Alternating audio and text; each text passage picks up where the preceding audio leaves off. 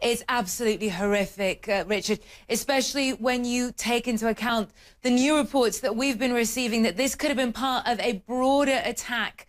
Local police sources tell us that they have been discovering bodies of murdered villagers not too far from the scene of that mosque attack. They said the villagers were found with their hands bound together and their throats slit. Around the same time as news of this attack broke, a video message from the leader of Boko Haram emerged in which he appears to be crowing and laughing. He says that his group have proved that they are more than a match, not just for the Nigerians, but also for Nigeria's ally, the United States. Have a listen, Richard.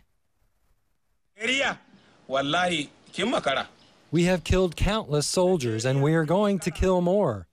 Our strength and firepower is bigger than that of Nigeria. Nigeria is no longer a big deal to us, as far as we are concerned. We will now comfortably confront the United States of America.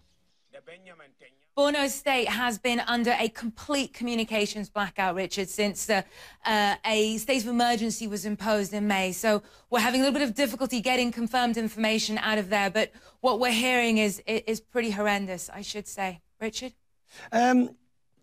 Listening to what Boko Haram was saying, for those of us who may not be as familiar with them, the ability to make that sort of threat against the United States or against anybody, is it an empty threat or one that must be taken with grave seriousness? Well, Boko Haram definitely have managed to outsmart the Nigerian government forces that have been fighting them for quite a while now, Richard. And we've seen pretty credible reports of their presence as far east of the continent as Somalia, fighting alongside the Al-Qaeda militant group Al-Shabaab. But also they had quite a concerted presence in Mali, and they clearly troubled the US enough to lead President Obama to put a $7 million bounty on Abu Bakr Shaka, who you saw earlier, the leader of Boko Haram's head.